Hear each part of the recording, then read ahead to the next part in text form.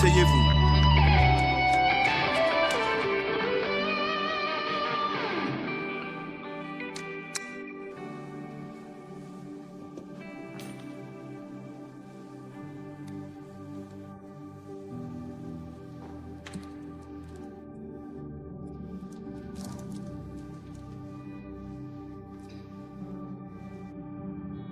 Hier, on a eu une cérémonie d'ordination pour le pasteur de la toute première église implantée par l'église 2819.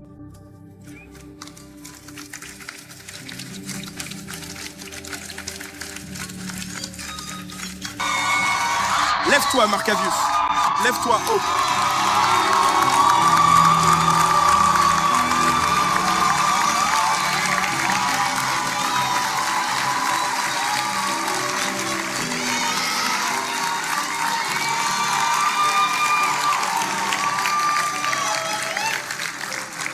Oh, restez debout, vous deux.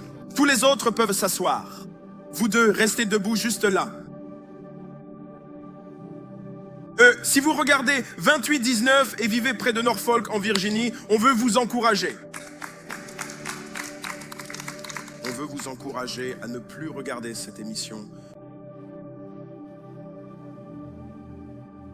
Mais à la place, nous aimerions vraiment vous encourager à rejoindre, si vous le souhaitez, la toute première église de 2819 Gospel City Church.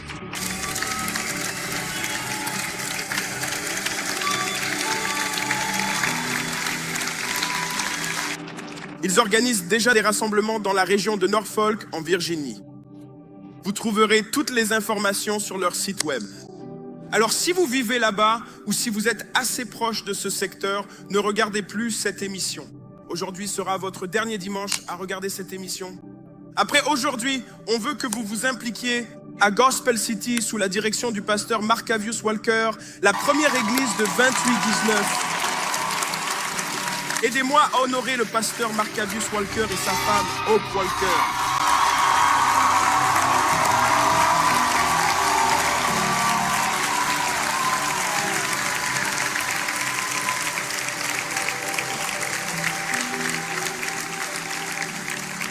Si vous vivez là-bas et avez été béni par le ministère de 2819, il ne vous manquera rien. Prédication, diffusion de l'évangile, sérieux pour faire des disciples, focus sur la fin des temps. Il ne vous manquera absolument rien. Homme de Dieu, femme de Dieu, caractère, intégrité, sainteté, pureté, tout y est. Déjà en réunion, l'implantation officielle de l'église arrive à la fin de l'année, cet automne, Gospel City Church.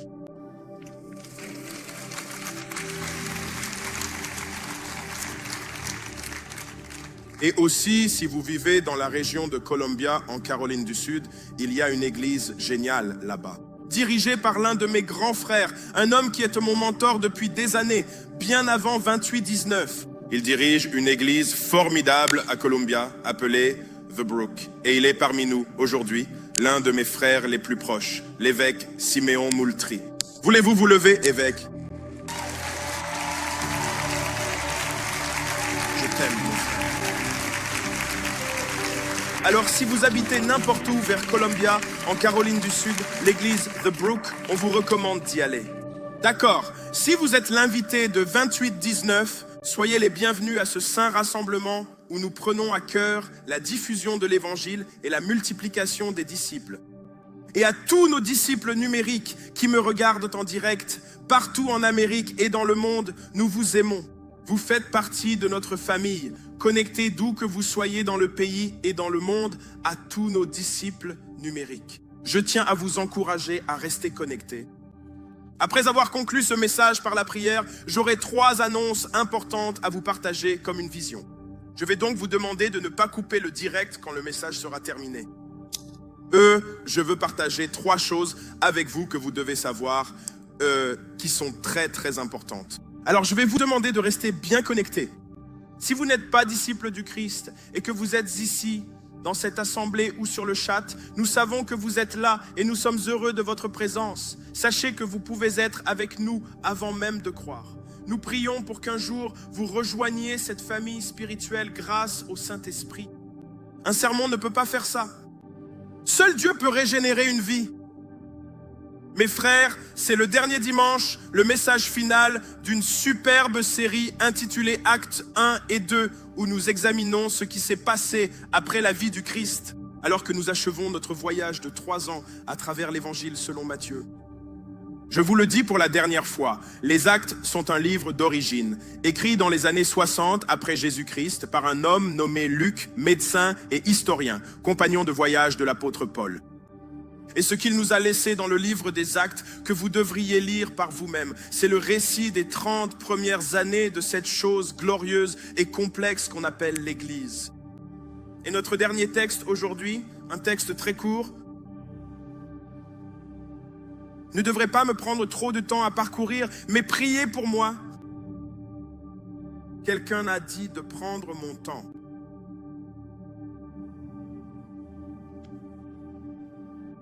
Ce n'est pas un texte long et ce n'est pas un texte compliqué. C'est plutôt simple et direct. Je ferai de mon mieux pour vous l'expliquer.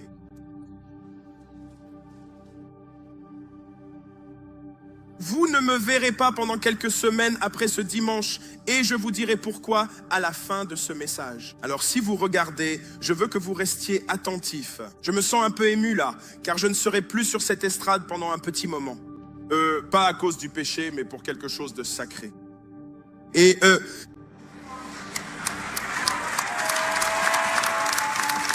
ils essaient vraiment de chronométrer mon équipe, tu vois, genre, non, franchement, on ne peut pas faire ça.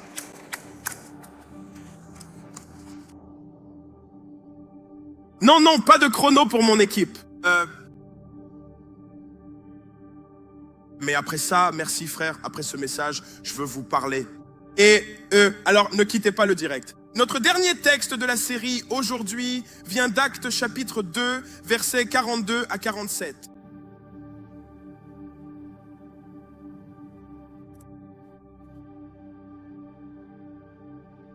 Esprit du Dieu vivant, nous sentons ta présence dans cette salle. Nous sentons ta présence à travers la caméra, envahissant les pièces, les foyers et les voitures, partout en Amérique et dans le monde. Nous te remercions pour ce moment de Kairos. Nous sommes venus nous asseoir à tes pieds pour explorer la parole que tu as écrite via 40 hommes, esprits du Dieu vivant, exaltant la personne du Christ à chaque page, du début à la fin. Nous pouvons maintenant, Seigneur, contempler la beauté du Fils dans le texte. Et Père, pour cette dernière fois de la série, je prie pour que tu agisses parmi nous, alors que nous parlons, partageons et nous appuyons sur ta parole. Et que tu aides celui qui tient le micro dans sa faiblesse à nous communiquer ces vérités dans le puissant et le majestueux. Au nom incomparable de notre roi qui vient bientôt, le Seigneur Jésus-Christ, et tout le peuple de Dieu a dit Amen et Amen et Amen.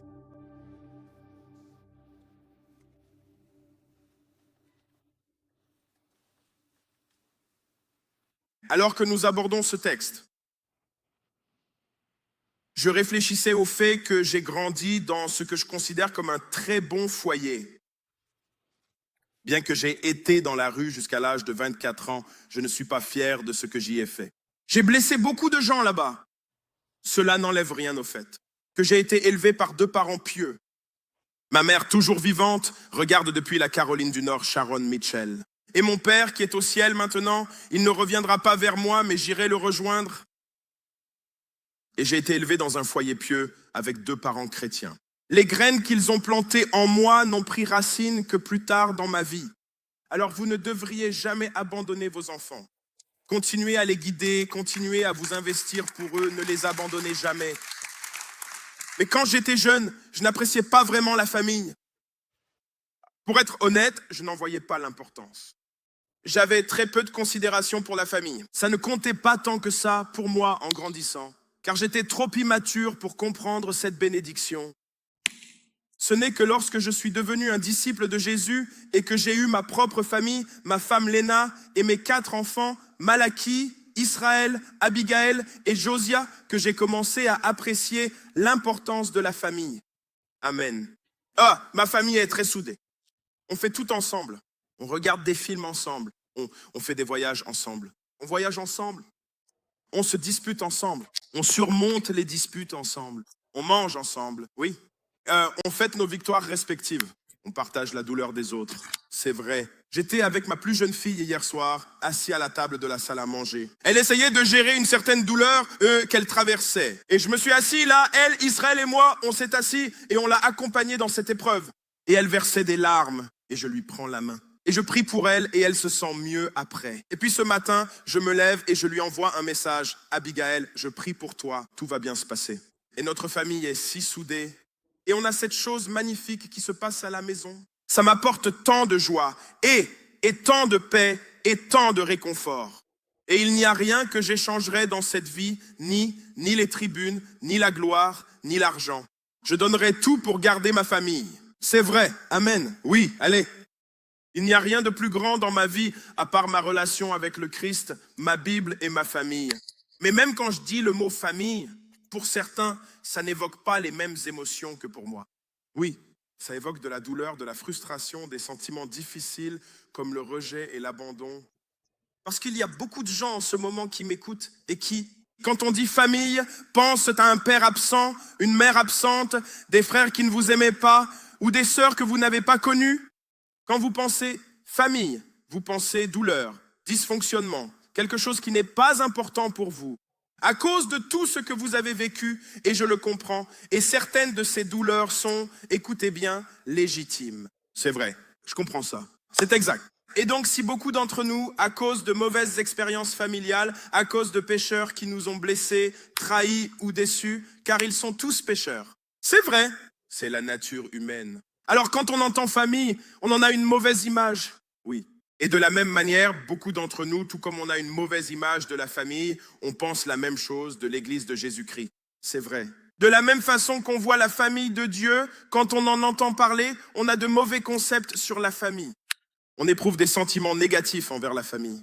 Quand on parle de l'Église, on ne pense qu'aux blessures causées par l'Église. C'est vrai, exact. Certains d'entre nous en ont fait une marque d'honneur. C'est vrai. Alors on quitte les églises, on se dit qu'on va faire ça tout seul. On va s'isoler, surtout depuis le Covid. On dit des choses comme « J'aime Jésus, mais je déteste l'église ». Amen. J'aime le Christ, mais je n'ai pas besoin de l'église. Allez! Vous voyez ce que je veux dire? J'ai eu une mauvaise expérience avec une église, donc je n'ai pas besoin de religion organisée. C'est ce qu'on dit. C'est vrai. C'est comme si vous alliez chez un médecin et que ça se passait mal, mais ça ne vous empêche pas d'aller en voir un autre. C'est vrai. Mais il n'y a que ce que Dieu a créé qui ne nous suffit plus dès qu'on a une seule mauvaise expérience. Et il y a beaucoup de gens en Amérique, surtout, on a une piètre image de l'Église. On la voit juste comme un événement du dimanche, avec plein de gens qu'on ne connaît pas. On la voit comme un lieu où l'on va et non comme un lieu d'appartenance. On la voit comme sans importance dans nos vies. Et partout en Amérique, je vous dis ce que je sais, on a une piètre image de l'Église. Mais le texte qu'on aborde aujourd'hui est l'un des plus puissants, l'un des passages les plus célèbres et connus concernant l'Église dont vous et moi faisons partie. En fait, ce qu'on va examiner aujourd'hui, c'est l'Église dans sa forme la plus pure. Et bien que l'Église n'ait plus ressemblé à ça depuis le début, elle vaut la peine qu'on y aspire. Elle vaut la peine qu'on se batte pour elle. Ça vaut le coup de dire qu'on va travailler ensemble pour s'en rapprocher le plus possible, même si c'est désordonné. Et malgré les problèmes, nous allons faire alliance ensemble. Écoutez-moi, je vous parle, nous allons faire alliance ensemble. Disciples locaux et numériques, pour s'en rapprocher le plus possible. C'est une image de l'Église sans filtre, non dilué, intacte face au péché de l'homme, intacte face aux doctrines humaines, intacte face aux traditions, intacte face au diable. Ça vaut encore la peine de se battre. Ça vaut la peine d'y aspirer. Alors vous vous rappelez ce qui s'est passé avant d'arriver à ce texte? Le Christ est venu, a vécu, est mort, est ressuscité, est monté à la droite du Père. Il dit à 120 disciples d'aller à Jérusalem et d'attendre la promesse du Père. Ils vont dans la ville, dans une chambre haute, un lieu tenu secret. Ils y restent 10 jours à prier, étudier les Écritures, à remplacer un apôtre. Le 10e jour, le jour de la Pentecôte, l'Esprit de Dieu est répandu par le Christ au ciel, tombe sur cette pièce. 120 d'entre eux sont remplis de l'Esprit. Ils sont baptisés dans l'Église. Ils deviennent le nouvel organisme, l'Église de Jésus. Pierre sort maintenant dans la rue avec ses autres disciples. Il prie dans des langues étrangères, les langues de la foule. Une foule internationale se rassemble autour de Pierre. Certains dans la foule se moquent des disciples, disent qu'ils sont ivres à cause de tout ce charabia. Pierre se lève comme les hommes doivent se lever. Il prêche le jour de la Pentecôte, le tout premier message chrétien. Il prêche la vie du Christ, la mort du Christ, la résurrection du Christ. Et alors qu'il prêche ce message, il le prêche à ceux qui ont tué le Seigneur Jésus-Christ. Il prêche un sermon biblique, un message biblique sous la conviction du Saint-Esprit, la puissance du Saint-Esprit. Les gens entendent ce message, ils ont le cœur transpercé et ils demandent à Pierre, « Alors, que devons-nous faire ?» Et Pierre dit, « Repentez-vous et soyez baptisés, chacun d'entre vous, pour vos péchés. » Et il dit, « Écoutez, détournez-vous de cette génération corrompue. » Ils entendent ce message et Luc nous donne la première mesure dans les Actes. 3000 âmes sont ajoutées à l'église ce jour-là. L'église de Jésus est passée de 120 personnes à 3120 personnes. Pause. C'est une méga-église. On déteste tous les méga-églises.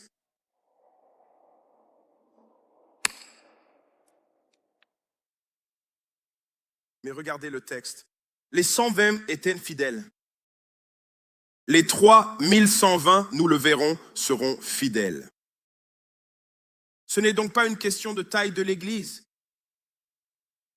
C'est une question de fidélité des gens à l'intérieur de l'Église.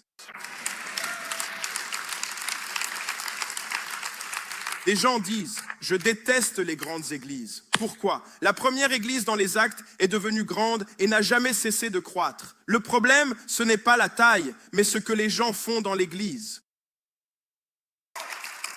Vous dites, j'ai l'impression d'être un numéro. Vous vous sentez comme un numéro parce que vous ne voulez pas vous impliquer.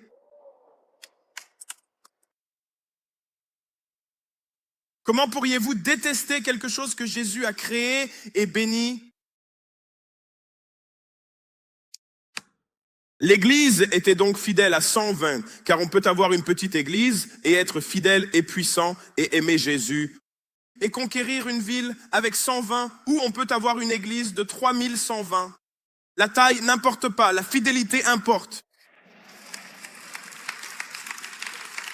Nous ne devrions pas glorifier les méga-églises au détriment des petites communautés tout aussi fidèles.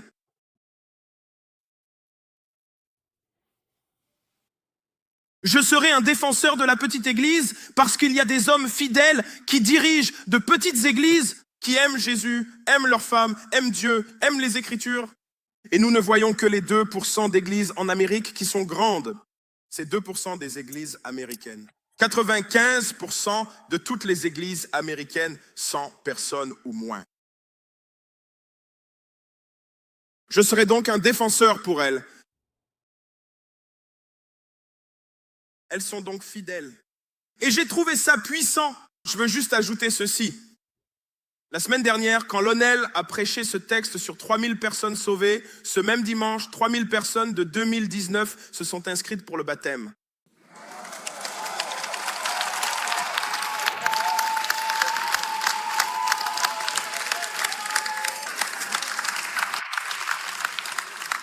Il prêche sur environ 3000 personnes baptisées. Et ce même dimanche, 3000 personnes de 2019 se sont inscrites pour être baptisées.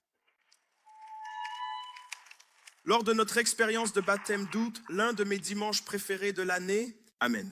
Et si une sœur m'a envoyé un DM et je ne réponds pas au DM comme ça, mais si vous dites, mec, les inscriptions sont closes et je ne peux pas entrer, venez quand même. Venez, venez juste. Ouais, regardez le Saint-Esprit vous ouvrir une place. Juste, ouais, venez quand même. C'est vrai. Et si vous ne vous faites pas baptiser, venez quand même et voyez juste la puissance de Dieu à l'œuvre. Amen.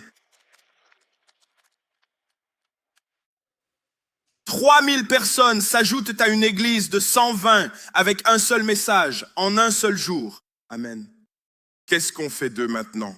Allez! Il n'y a pas de manuel. Allez, allez. Il n'y a pas de bibliothèque en ligne. Allez, mon Dieu.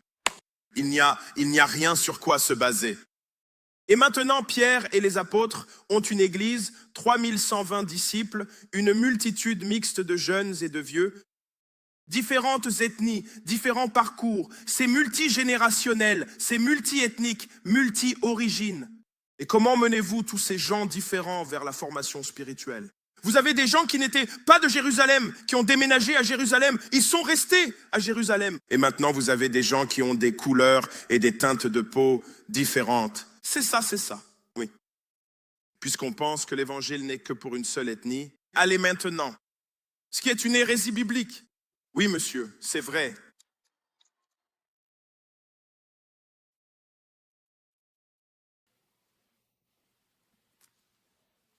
Et maintenant, vous avez cette grande église, sans aucun manuel, différentes ethnies, différents parcours. Et pourtant, ils doivent être menés ensemble vers la formation spirituelle. Alors Pierre maintenant et les apôtres, s'appuyant sur la direction du Saint-Esprit, vont devoir mener cette église de plus de 3000 disciples vers la formation spirituelle. Et ce à quoi nous arrivons ici dans notre texte, ce sont les toutes premières activités de cette grande église de cette taille. L'image la plus pure de l'église préservée pour nous dans le Nouveau Testament, ce que chaque église en Amérique et dans le monde devrait s'efforcer d'atteindre juste ici. Allez monsieur, allez! 3000 sont baptisés. Et remarquez, ils n'ont pas suivi de cours de 6 mois pour être baptisés. Ouais. Sauvés, baptisés? Oui. Ils n'ont pas suivi de cours pendant 1 an, fait par l'homme. Sauvés, baptisés. Oui. Pas besoin de 2 ans de cours pour être baptisé. Oui. Obéir aux Écritures suffit pour être baptisé. Un cours explicatif suffit. Pas besoin de 7 mois de cours. Amen.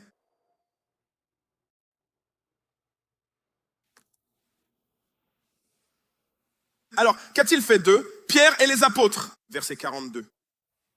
Regardez les activités de la première église. 3000, combien? 3120 disciples. Groupe mixte, ethnie mixte, âge mixte. Le frère blanc assis à côté de la sœur noire avec ses mèches.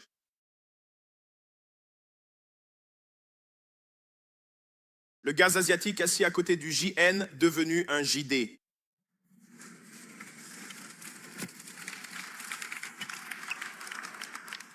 On transforme les JN en JD. On en fait de jeunes disciples. C'est comme cette salle ici. Je regarde chaque rangée. Je vois un visage blanc, un visage noir, un visage métis, un visage asiatique. Dans chaque rangée, je vois des couleurs de peau, des tons différents. Chaque rangée, du premier rang jusqu'au gradin. On est tous mélangés. On est moitié ce qu'on est et moitié Saint-Esprit. On est tous mélangés. Et regardez ce qu'il fait de cette multitude mixte de disciples. Regardez l'activité de l'Église, verset 42. Ils persévéraient dans l'enseignement des apôtres, dans la communion fraternelle, dans la fraction du pain et dans les prières. Je veux attirer votre attention sur ce premier mot « il ». Ce premier mot « il » est très important. Ça ne décrit pas un groupe de gens désunis. Ils expriment l'unité tous ensemble. Ils, jeunes et vieux, blancs et noirs, juifs et gentils, ils sont ensemble, ne faisant qu'un. Ils ont fait quoi? Ils se sont consacrés. C'est quoi la dévotion? C'est un engagement profond envers quelque chose ou quelqu'un. Ça se voit chez les couples mariés qui se dévouent l'un à l'autre à travers les épreuves, les tests et les difficultés. Ils disent « Chérie, je t'aimerai jusqu'à ce que la mort nous sépare ». C'est ça la dévotion. Ça se voit chez les amis fidèles où la distance, les drames et les aléas de la vie ne peuvent les empêcher d'être amis. Ça se voit chez les serviteurs fidèles dévoués à leur équipe et à leur église, peu importe ce qui arrive dans leur vie. Ça se voit chez les serviteurs fidèles qui disent « Je traverserai l'enfer sans jamais m'éloigner du Seigneur Jésus-Christ ».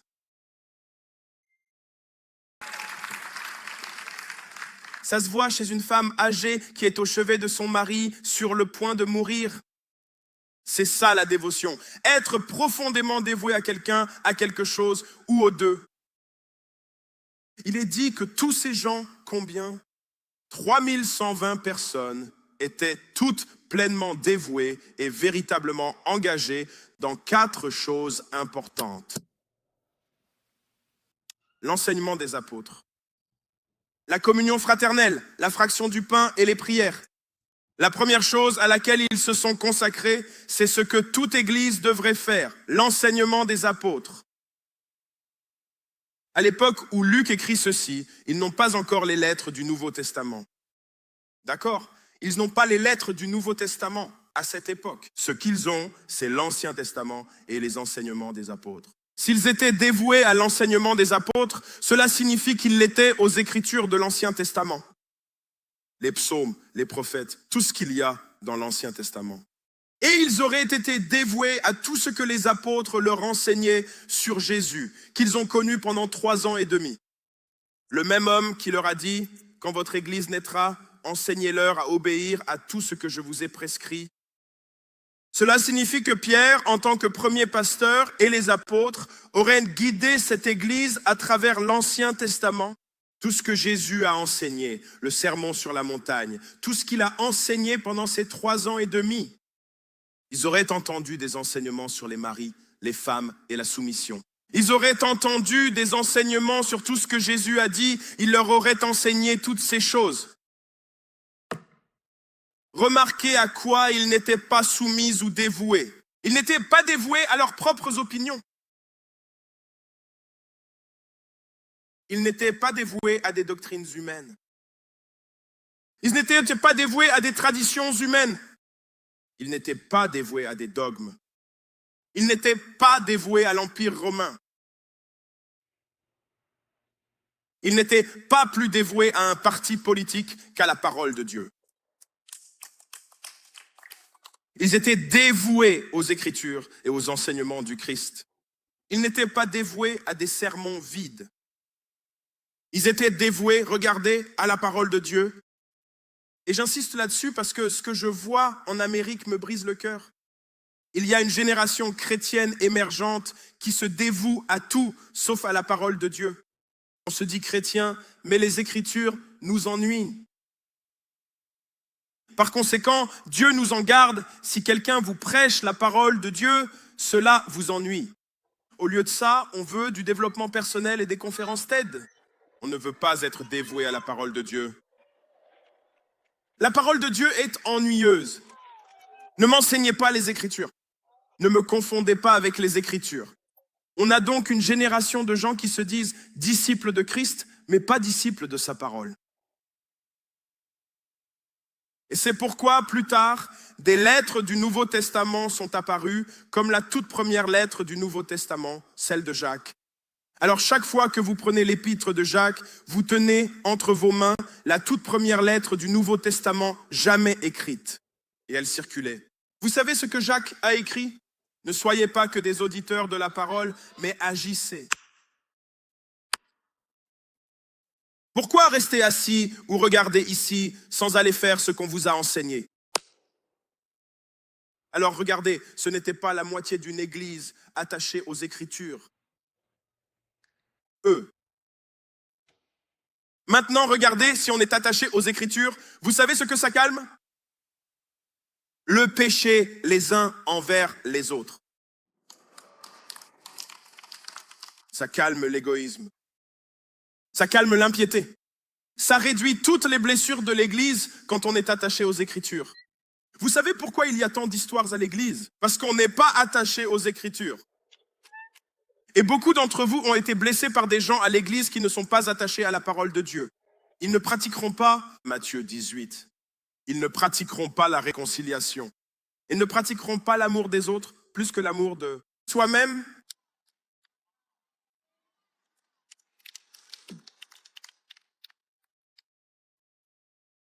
Il y a donc beaucoup d'histoires à l'église parce que certains sont attachés, mais pas eux.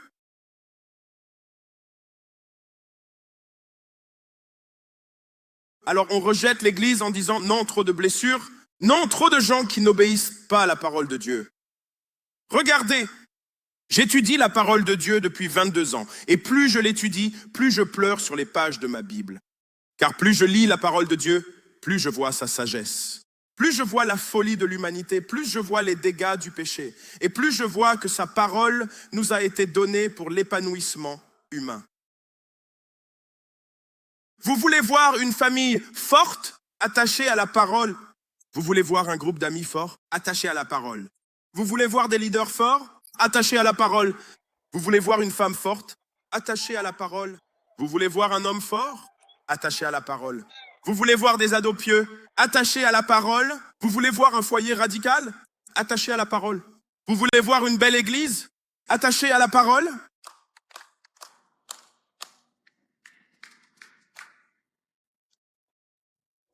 Et quelqu'un dit, oh non, il me faut plus qu'un simple sermon le dimanche matin. D'accord, rentrez chez vous et lisez par vous-même.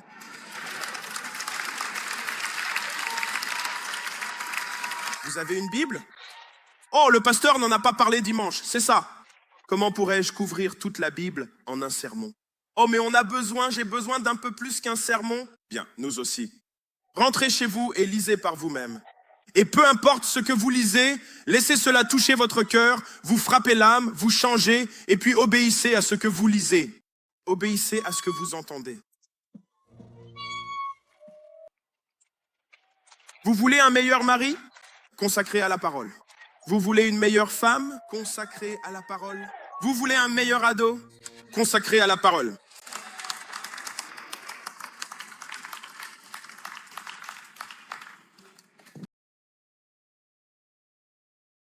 Il y a beaucoup de désordre qu'on pourrait calmer dans l'Église si eux, nous tous, prenions l'engagement d'être consacrés à la parole.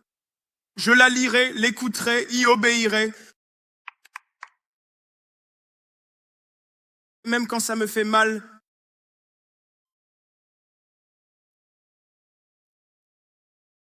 Alors ne forcez pas une femme à se soumettre à un mari qui ne l'aime pas, comme le Christ aime l'Église.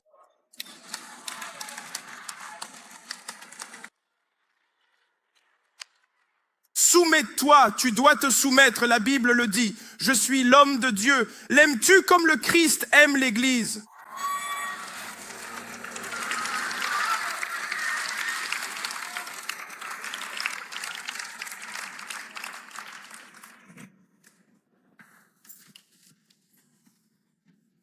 Je vais en offenser certains, j'ai l'impression. Bon, je m'en fiche. Oh, on a toutes ces nouvelles façons d'élever les enfants. Je veux que mes enfants soient des libres penseurs. 5 ans. Je veux que mon enfant de 5 ans soit un libre penseur. Je ne veux pas dire à mon enfant de 5 ans quoi faire. Alors que l'Écriture dit que la folie est attachée au cœur de l'enfant.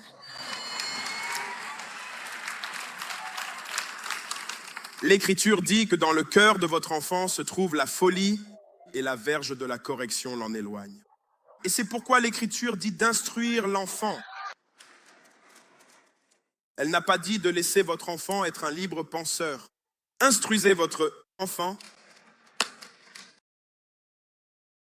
Et puis on a des adultes fous qui n'ont pas été formés par la parole.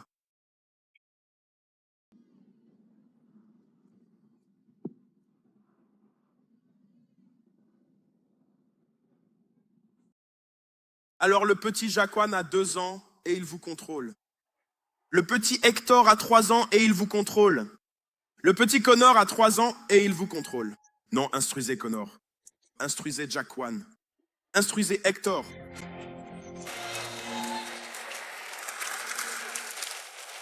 Je ne connais pas de nom asiatique. J'essaye de retenir chaque nom. Formez-les bien. Dis à Jaden de descendre de la table. On est au restaurant, dit l'heure de s'asseoir.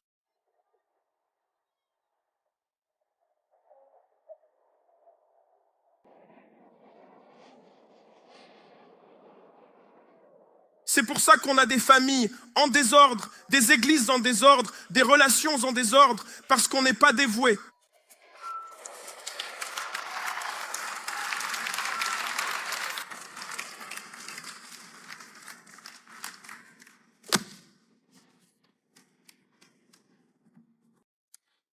Jésus. Il se consacrait à l'enseignement des apôtres, aux Écritures. Il se consacrait à l'article défini, la communion. Vous voyez, il y a un LA devant la communion. Alors vous pensez communion, vous pensez à une salle avec du poulet frit et du soda de marque. Il se consacrait à l'article défini, la communion. Ça veut dire que ce n'est pas à vous de la définir. C'est aux Écritures de la définir. Et le mot communion, là en grec, c'est koinonia, ce qui se traduit aussi par la vie en commun.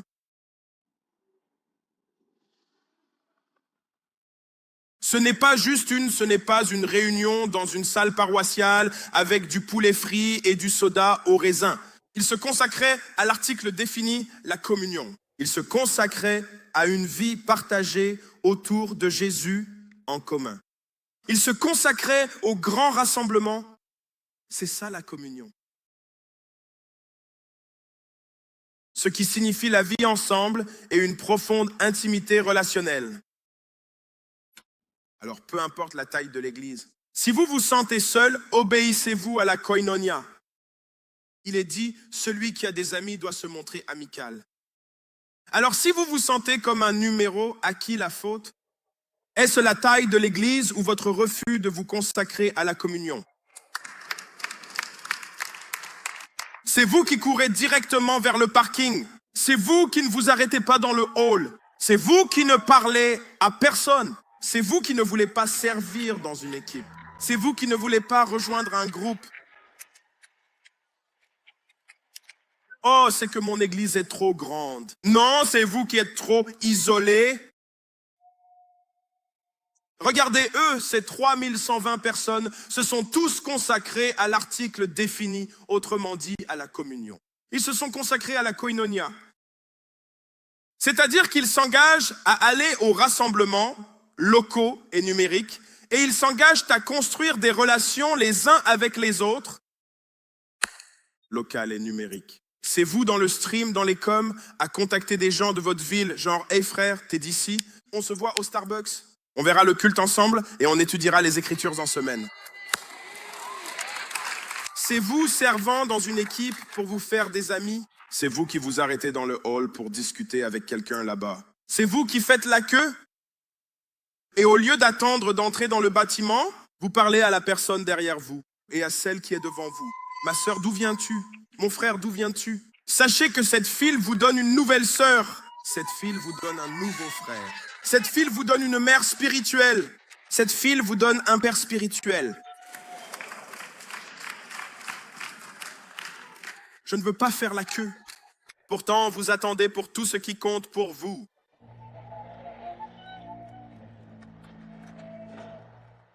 Je vous ai vu à Atlanta faire la queue pour un resto, attendant le petit SMS disant que votre table est prête. Non, en fait, on fait la queue ici pour ce que l'on estime vraiment important, tu vois.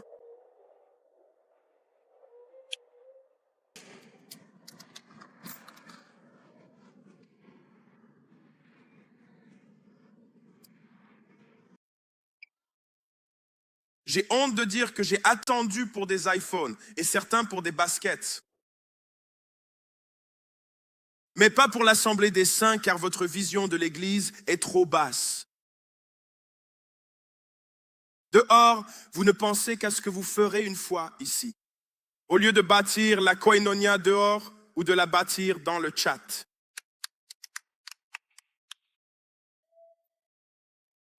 Alors si vous vous sentez comme un numéro, à qui la faute? C'est la vôtre, car vous ne vous dévouez pas à la communion.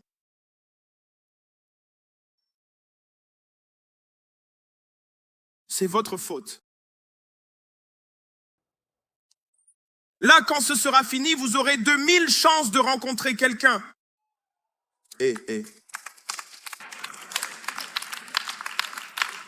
J'adore ça. Et comme Dieu agit par l'humain, votre prochaine bénédiction est peut-être entre les mains de votre voisin. Vous êtes peut-être assis près d'un patron qui vous donnera l'emploi que vous cherchez, mais vous ne le saurez jamais sans discuter. Vous êtes sans emploi, mais il y a quelqu'un à côté de vous qui possède une entreprise et cherche vos compétences.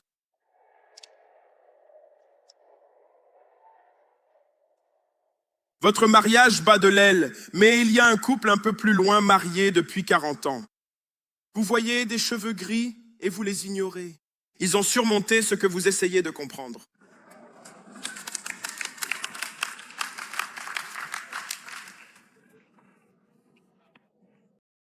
Vous voyez cette petite zone-là?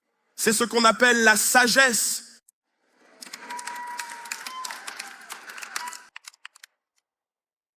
C'est pour tous les Gen Z et Gen Alpha qui pensent que les aînés ne sont pas importants. Vous vous grattez la tête à essayer de comprendre des choses qu'ils ont déjà conquises. Et si vous pouviez apprendre en 5 minutes ce qu'ils ont mis 50 ans à apprendre, vous iriez bien plus loin, plus vite. Mais ils ne sont pas importants. Vous voulez juste les coller dans un sous-sol et ne pas leur parler. Je dis ça comme ça. Vous vous cognez la tête contre des murs de briques qu'ils ont déjà traversés. Vous stressez pour des trucs auxquels ils ont déjà survécu. Ils diraient, bébé, assieds-toi juste là.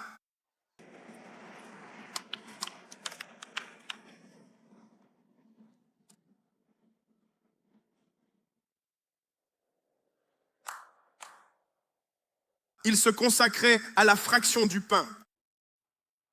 C'est la communion et la communauté. Ça veut dire qu'ils se consacraient au souvenir du sacrifice de Jésus et ils se consacraient à manger ensemble. Et au 1er siècle, prendre un repas n'était pas juste. J'ai faim, on y va.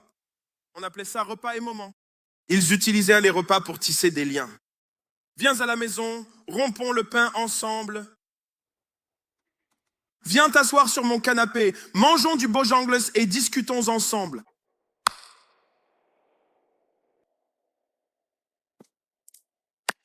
Mangeons du Chipotle et discutons ensemble. Mangeons du Chick-fil-A et discutons ensemble.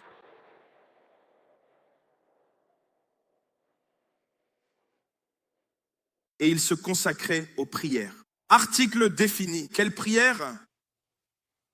S'ils n'avaient que l'Ancien Testament et les enseignements de Jésus, ils auraient connu toutes les prières des psaumes qui couvrent toute la gamme des émotions humaines, de la colère à la joie, des prières de supplication, des prières d'imprécation, toutes sortes de prières pour parler à Dieu de tout.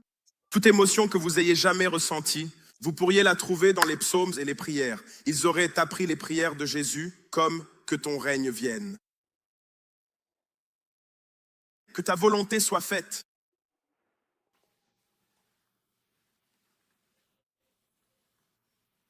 Et alors qu'ils s'y consacraient, regardez le fruit de ce qui s'est passé. Verset 43.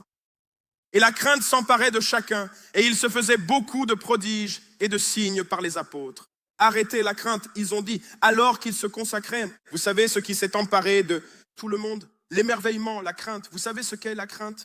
C'est de la révérence. C'est comme une sainte crainte. C'est genre, waouh, regarde ce que Dieu fait. C'est cette crainte et cet émerveillement. C'est comme si j'avais 2 personnes de mon église chez moi la semaine dernière et on mangeait, on avait la koinonia et on rompait le pain. Et puis quand j'ai raccompagné ces 2 jeunes femmes à leur voiture, une mère et sa fille, je les ai raccompagnées tard devant mon allée. On sort, le ciel est dégagé et on commence juste à parler de la lune et des étoiles. J'ai dit, vous voyez l'étoile jaune là? Ils ont dit oui, c'est Vénus. C'est la seule planète visible toute l'année dans notre système solaire. Donc, elle est grosse et jaune. Ils ont dit, oh, on ne savait pas que c'était Vénus. Et je leur parle de Vénus. Et on parle, et pendant 2 heures, on parle des étoiles. Pourquoi? On était émerveillés par la création de Dieu. C'est ça l'émerveillement. Ça arrive quand on est au bord du Grand Canyon. Ça arrive quand on contemple l'océan. Ça arrive quand on contemple une montagne. Ça nous est arrivé en contemplant les étoiles. Donc, on parle de la théorie du Big Bang. Je pourrais réfuter ça tout de suite.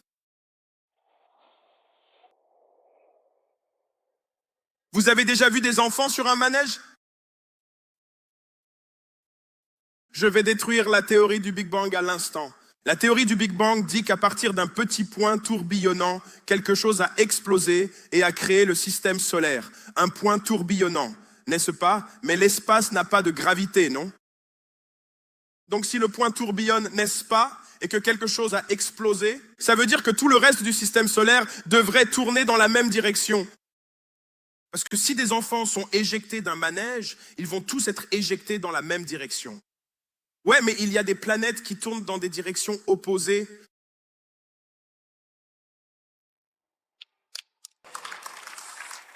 Certaines tournent à droite, d'autres à gauche. Comment expliquer ça à partir d'un point tourbillonnant sans gravité? Oh, je peux expliquer ça. Au commencement, Dieu créa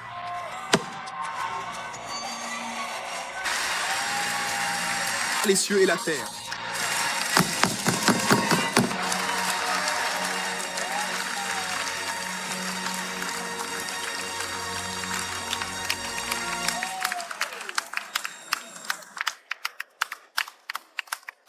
Laissez-moi juste déconcerter les athées un instant.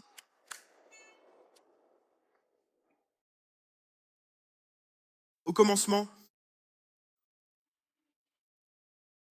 Dieu créa l'univers uni, singulier, vert. En une seule phrase, il a tout créé.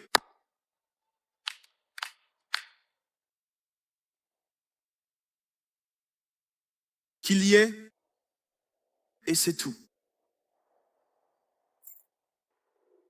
Il faut plus de foi pour croire en l'évolution que pour croire qu'au commencement, Dieu créa.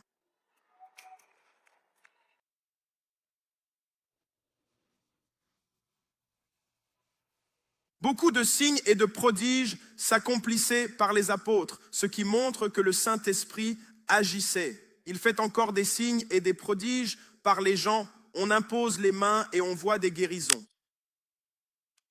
On impose encore les mains et on voit des miracles.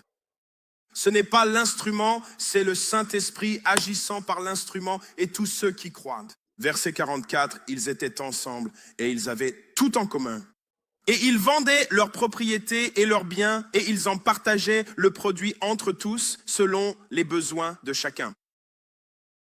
Regardez ça, j'ai presque fini, mais voyez-vous ce qui s'est passé. Ils sont tous dévoués à la parole. Ils sont tous dévoués à la prière. Ils sont tous dévoués à la communion. Et puis il y a des gens riches dans cette église qui voient des pauvres dans cette église. Et ils disent, on va s'occuper des pauvres de notre église. Ils vendent leurs biens pour s'assurer que personne ne manque de rien. Vous savez ce que c'est? C'est une explosion d'amour rendue visible, appelée générosité, n'est-ce pas? La générosité. Et ce qu'on voit chez les chrétiens vraiment sauvés, on voit que les gens sauvés sont généreux. Ouais, ben... On ne peut pas séparer la générosité de votre témoignage chrétien.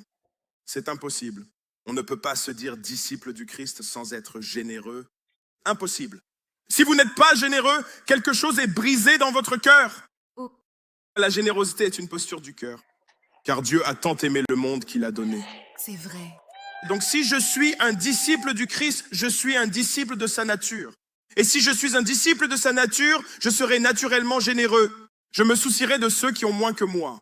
Je me soucie de l'homme. L'homme au bord de la route, je ferai tout pour aider les autres. C'est vrai. À quoi cela ressemble-t-il dans une église? C'est comme un couple avec des ados qui a des vêtements au grenier. Je rencontre un autre couple avec des enfants de 5 ans. Ils n'ont pas les moyens. Je vous croise dans la file. Je dis, venez chez moi. Je descends du grenier avec des sacs. Je vous donne tous ces vieux vêtements. Ouais. C'est comme si j'avais une vieille voiture que je n'utilise plus. Elle est payée. Je ne vais pas la revendre.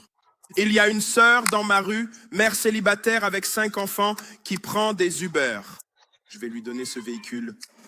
Allez-y, prêchez, pasteur, prenez votre temps. Mais vous ne le sauriez jamais si vous n'aviez pas la koinonia. Allez, alors. Et attendez, un avertissement. Oui. N'est-ce pas? Ce n'est pas une permission pour l'escroquerie évangélique, ni pour qu'une personne s'insinue dans une église et saute de groupe en groupe pour essayer de demander de l'argent à tout le monde. Non, ce n'est pas de cela qu'il s'agit. Il n'est pas question d'aider des gens négligents et paresseux qui ne veulent pas travailler. C'est vrai. Prêchez. C'est vrai. Ce n'est pas de cela qu'il s'agit. Il s'agit d'être en communauté, d'entendre les besoins légitimes et de dire « puis-je répondre à ce besoin ?» Et nous explosons de générosité dans l'Église. C'est comme comment pouvez-vous dire que vous aimez 2019, Pasteur Philippe, je vous aime et vous vous connectez chaque semaine. Vous recevez tout cet enseignement, cette nourriture de ma part et des anciens. Ici, vous rencontrez des amis, êtes en groupe, vos enfants sont formés. Il y a des gens Votre vie a été changée, mais vous ne soutenez pas le ministère de l'Évangile. C'est bien. Oui, Jésus. Bien sûr, tu sais. Vous savez pourquoi? Parce que l'Église s'est éloignée de cela. Alors maintenant, nous sommes des consommateurs, mais pas des contributeurs. Nous ne ressentons aucune responsabilité d'aider le ministère de l'Évangile. Nous prenons simplement ce que nous ne soutenons pas. Waouh, c'est impressionnant. C'est une autre précision. Ce n'est ni du socialisme, ni du communisme. Ce n'est pas l'État qui force tout le monde. Genre, je prends l'argent des riches pour le donner aux pauvres. Ce n'est pas du socialisme. Remarquez qu'il n'est pas dans le texte Rome. Allez, pasteur, allez, vas-y.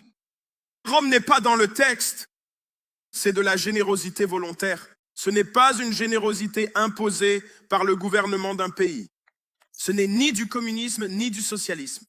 C'est de la générosité volontaire. S'assurer que tout le monde ne manque de rien.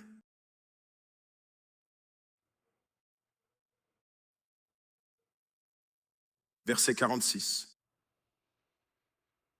47. Et chaque jour, ils étaient assidus au temple ensemble, rompaient le pain dans les maisons, prenaient leur nourriture avec joie et générosité de cœur, louant Dieu et ayant la faveur de tout le peuple. Arrêtons-nous là avant que je lise la fin de ce verset. Je veux juste que vous voyiez ça avant de conclure mon message. Ils ont des cœurs joyeux et généreux. Vous savez ce que c'est? C'est une église pleine de gratitude, de contentement. Ils se consacrent à tout cela. Ils s'aiment les uns les autres. La générosité explose dans l'église. Les gens donnent, s'entraident. Tout le monde est... C'est tellement mieux comme ça. Ce que je vous décris ici est vraiment plus fort, surtout quand il fonctionne ainsi. Cela rend l'église encore meilleure. Et regardez ce que c'était. Ne lisez pas trop vite le texte. Regardez bien les détails. Où se réunissaient-ils? Dans le temple et dans les maisons. Vous direz, Philippe, je ne comprends pas. Ils se voient au temple et ils se voient dans les maisons. Philippe, je ne comprends pas. Eh bien, l'église n'a pas eu de bâtiment pendant plus de 300 ans. Alors, où alliez-vous réunir 3120 personnes? Ils se réunissaient dans le temple bâti par Hérode, là où il y avait le portique de Salomon. C'était genre 8 ou 10 hectares. C'était vaste et des milliers de gens s'y rassemblaient. Maintenant, voyez où je veux en venir. Cette église de 3020 personnes allait au temple. Et ces plus de 3000 personnes se retrouvaient au temple dans un grand espace. C'était assez grand pour des milliers de gens. Et ils écoutaient Pierre et les apôtres prêcher. Mais qui d'autre était là? Des non-croyants. Alors, de quoi se soucient-ils? Des perdus. Ils se soucient de l'évangile. Ils se soucient de ceux qui vont tout droit en enfer. Ils ne se contentent pas de rester assis dans des salles sans se soucier de ceux qui vont en enfer. Ils donnent, ils servent, ils font tout leur possible pour amener les gens dans le royaume. Vous voulez la preuve de tout ça? C'est la seconde moitié du verset 47. Regardez. Et parce qu'ils sont parmi des non-croyants, parce qu'ils se soucient des perdus, parce qu'ils se soucient de la propagation de l'évangile, et le Seigneur ajoutait chaque jour à leur nombre ceux qui étaient sauvés.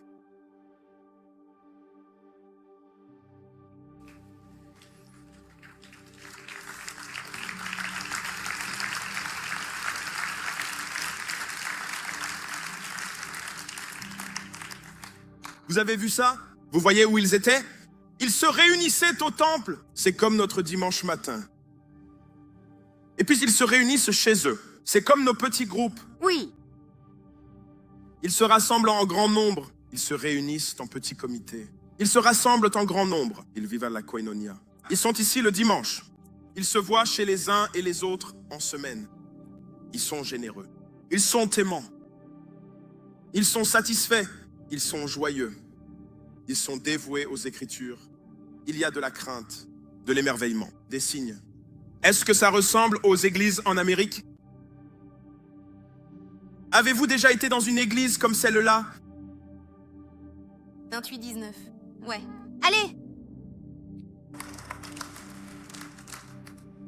Dévoués aux Écritures. Oui. Luttant pour la koinonia. Amen. Se rassemblant en grand, en petit, servant dans les rues, partageant la vie de Jésus ensemble. Quand on se consacre à des choses pareilles, l'Église fonctionne comme elle le devrait. Oui. On réduit les blessures d'Église, les drames et toute la mauvaise image de l'Église. Si seulement on se consacrait à ça, pas juste le pasteur Philippe et l'équipe, mais nous tous, disciples locaux et numériques. C'est ça votre Église? C'est l'Église où vous allez? C'est ce qu'on voit en Amérique? C'est ce qu'on ressent dans ce pays? Vous savez pourquoi on a une piètre image de l'Église ici? Parce qu'on s'est éloigné de ça. C'est bien bon. Et ma prière pour nous, écoutez, ils ont continué. Ils ont continué, mais ça n'est pas resté pur. Ils ont été persécutés en s'éloignant du judaïsme. De faux enseignants sont entrés dans l'Église. De fausses doctrines sont entrées dans l'Église. Dans chaque lettre du Nouveau Testament, après les Actes, Paul traite des problèmes. À Éphèse, il parle de racisme et à Rome, de l'Évangile. Dans 1 et 2 Corinthiens, il gère une Église grande et vraiment corrompue. Il arrive à Thessalonique, il parle de croyants qui sont paresseux. Il arrive en Galatie, il parle de gens qui délaissent la liberté en Christ pour le légalisme. Et il traite tous ces problèmes encore et encore. Il arrive aux Colossiens. Il parle à des gens qui ont une piètre vision du Christ. Les problèmes remplissent l'Église à cause de la chair, du péché, des faux docteurs et du diable. C'est bon. Mais ma prière pour 28-19 est qu'on aspire à ça, localement et numériquement. Qu'on aspire à être un peuple dévoué à la parole, à la communion, à la prière. Dévoué à la fraction du pain et aux relations, à la générosité, à l'amour, à traiter les problèmes de nos cœurs. On se consacrera à tout ça ensemble. On aura de meilleurs mariages, amitiés, relations, de meilleurs leaders, foyers, enfants, une meilleure église partout en Amérique. C'est mon espoir pour nous. C'est ce que Christ est mort pour nous donner, pas ce que les hommes nous ont donné. Ce que nous avons maintenant est un placebo créé par les hommes. C'est ce que Jésus a créé. Et ainsi, Père, au nom de Yeshua, celui qui a créé l'Église, je prie Dieu pour les églises à travers l'Amérique et dans le monde entier. Que nous nous efforcions de nous en rapprocher le plus possible. Que nous nous efforcions d'être dévoués à ces choses. Et que nous voyions une explosion, Dieu, de réveil dans les églises à travers l'Amérique, alors que nous nous débarrassons de tout ce qui tue le témoignage de l'Église. Puisse 2019 manifester toutes ces choses dans les églises partout en Amérique et dans le monde entier. Je le demande au nom puissant, majestueux et incomparable de notre Seigneur et Sauveur, Jésus-Christ. Si vous recevez cela, dites simplement Amen. Amen.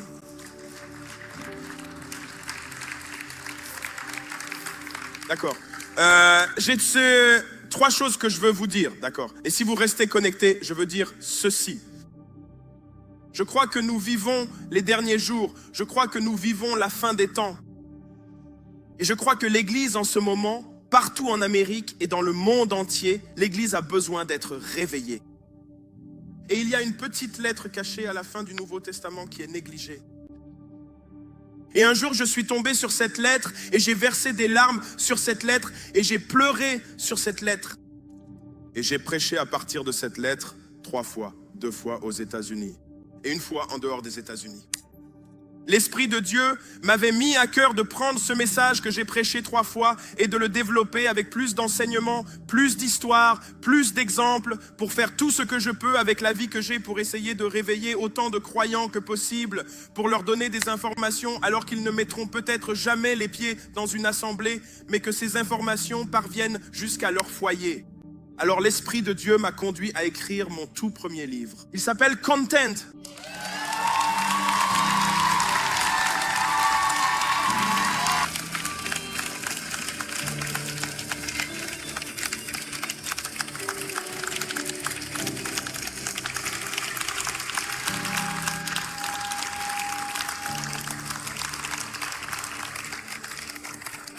Il est plein d'histoires, d'enseignements. Bible, exemple, défi, exhortation, encouragement. C'est le message que j'ai prêché 3 fois à partir de Jude, développé en un enseignement complet. Si vous n'en voulez pas, je ne vous forcerai pas, mais si j'ai compté pour vous, cela signifiera tout pour moi. Si vous le voulez bien, mettez-en un exemplaire chez vous. Ou donnez-en un exemplaire à quelqu'un d'autre. D'accord? Vous pouvez précommander ce livre dès maintenant. Ainsi, vous n'avez pas à attendre qu'il arrive. Il sortira le 13 octobre. Vous devriez le prendre tant qu'il y en a. Vous pouvez précommander dès maintenant. Si vous précommandez maintenant, il arrivera chez vous en octobre, c'est garanti. Et prenez-en un pour vous. Offrez-le à quelqu'un d'autre. Et si vous ne voulez pas, tout va bien quand même. Aucun problème du tout. D'accord? Priez juste pour que le message se répande via ce livre et soit une bénédiction pour les gens. Amen. La deuxième chose que je veux vous dire, c'est que la semaine prochaine, on commence une toute nouvelle série. D'accord? On commence une toute nouvelle série la semaine prochaine. Je sais que ce sera une bénédiction pour vous. Elle s'appelle « Le fruit qui demeure ».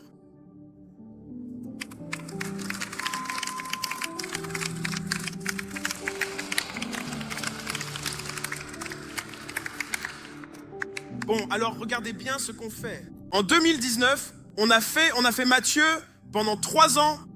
On fait actes 1 et 2 pour voir ce qui s'est passé après Matthieu. Et ce qui devrait arriver après actes 1 et 2. C'est le fruit.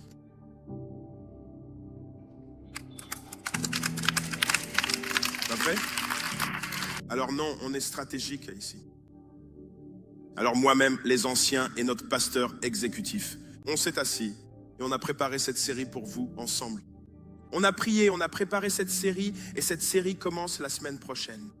Elle durera tout l'été et vous ne voulez pas rater un seul dimanche. Je vous promets, connectez-vous, soyez là, ce sera une bénédiction pour vous. D'accord? Et la dernière chose que je dois vous dire, d'accord, j'ai travaillé 10 mois d'affilée. Je prêche 3 fois chaque dimanche. Je suis au bureau le lundi et le mardi. Je dirige des réunions. Je gère la vie de l'organisation. Je voyage. Je fais tout ce qu'il y a à faire. C'est éprouvant pour un être humain. Si vous avez été à la fac et que vous avez dû faire un exposé oral, vous connaissez le stress d'un seul exposé oral. Ça vous a presque tué. Vous avez failli vomir pour faire un exposé oral, pas vrai? Cet unique exposé oral que vous aviez au programme, imaginez faire ça tous les 6 jours. 3 fois tous les 6 jours, peu importe ce qui se passe dans la vie, plus aller au bureau le lendemain matin, plus diriger des réunions, plus gérer l'organisation et faire ça pendant 10 mois d'affilée. Vous savez ce que ça fait? Ça finit par user un être humain. Et on a besoin de repos, car le repos est divin, le repos est sacré. Dieu a créé et ensuite il s'est reposé. Il ne s'est pas reposé parce qu'il était fatigué. Il s'est reposé pour nous donner l'exemple. Alors notre rythme, si vous découvrez 2019, je travaille 10 mois et je me repose 2 mois pour ne pas mourir. Alors je prends ce qu'on appelle un congé sabbatique en juin et juillet. Je serai donc absent ces prochaines semaines, mais la parole de Dieu, elle, ne sera pas absente.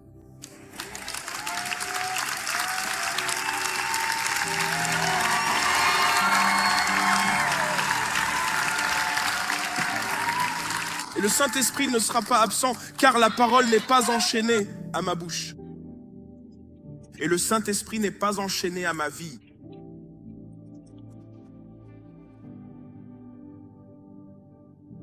Vous devez être dévoué à l'enseignement.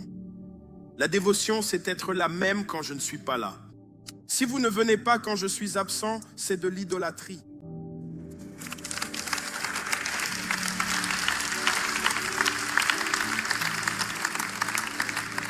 Et je ne permettrai pas ça. Et je ne peux pas me reposer si on m'appelle car ils ne viennent pas, qu'ils ne servent pas, qu'on ne donne pas. Pasteur, vous êtes parti et tout s'est effondré. Alors je dois revenir.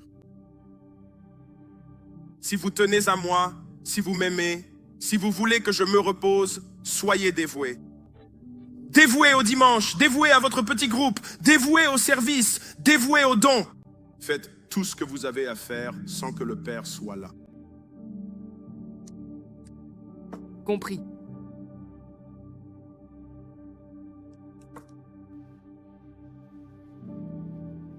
Et c'est tout pour moi. Je vous aime. On vous aime. Je vous aime tous. Je vous aime. Je vous aime. Je vous aime. Je vous aime. D'accord? Soyez. Soyez. Dévoué. Soyez. Dévoué. Soyez. Dévoué. Soyez. Très dévoué. Soyez. Dévoué. Et on se voit dans quelques semaines.